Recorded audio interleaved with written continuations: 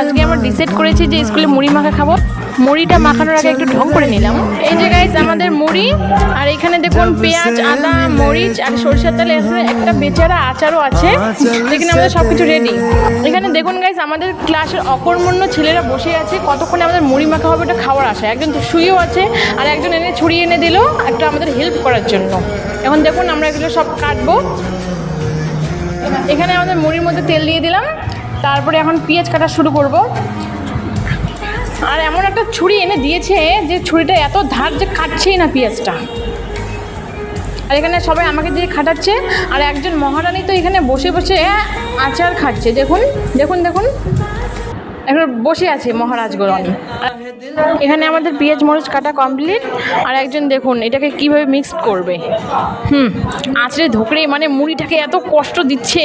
দেখুন এখন সবার এত তাল লেগে গেছে খাওয়ার, সবাই খাচ্ছে। আমাকে কেউ দিচ্ছেই না।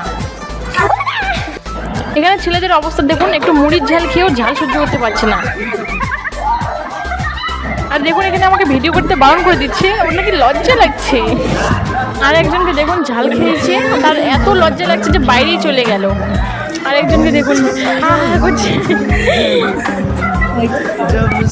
মুড়ি খাওয়ার পর দেখুন ওরা একটু মানে খাওয়াটাকে হজম করার জন্য এখানে বসে বসে মারপিট করছে। খাটনি তো আমরা করেছি, ওরা শুধু খেয়েছে। দেখুন না একজনকে কীভাবে চিতার বাঘিনীর মতো করে শুয়ে আছে, আর একজন ওর পা টিপে দিচ্ছে। পা ধরছে যাতে ওকে একটু টাকা দেয় দয়া করে, কিন্তু ও বলছে আমার কাছে টাকা নেই, কিন্তু ও তাও পাওয়া ছাড়ছে না। কি অবস্থা, হায় রে।